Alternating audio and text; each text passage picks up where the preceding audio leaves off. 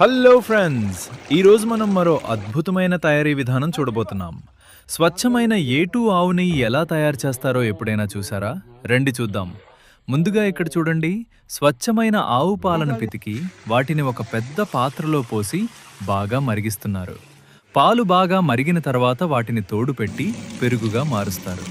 మన పాత పద్ధతుల్లో నెయ్యి తయారీకి ఇదే మొదటి స్టెప్. తర్వాతి స్టెప్ చాలా ముఖ్యం ఫ్రెండ్స్. తయారైన పెరుగును ఒక పెద్ద కుండలోకి తీసుకుని దానికి నీళ్లు కలుపుతున్నారు.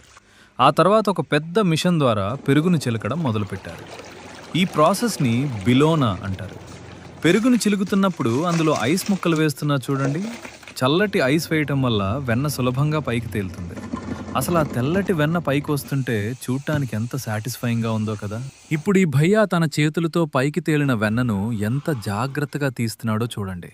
ఒక్క చుక్క మజ్జిగ కూడా లేకుండా స్వచ్ఛమైన వెన్నను ఒక పెద్ద ముద్దలా తయారు చేశాడు. ఈ ముద్దను చూస్తుంటేనే మనకు నోరూరిపోతుంది కదా. ఎలాంటి కెమికల్స్, ప్రిజర్వేటివ్స్ లేని పక్కా ఆర్గానిక్ వెన్న ఇది. ఇప్పుడు అసలైన మ్యాజిక్.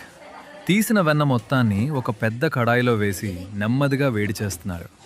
వెన్న మెల్లగా కరిగి నెయ్యిగా మారుతోంది. ఇక్కడ ఒక సీక్రెట్ గమనించారా? నెయ్యికి మంచి సువాసన, రుచి రావడానికి, అలాగే ఎక్కువ రోజులు నిల్వ ఉండటానికి మధ్యలో కొన్ని ఆకులు వేశారు.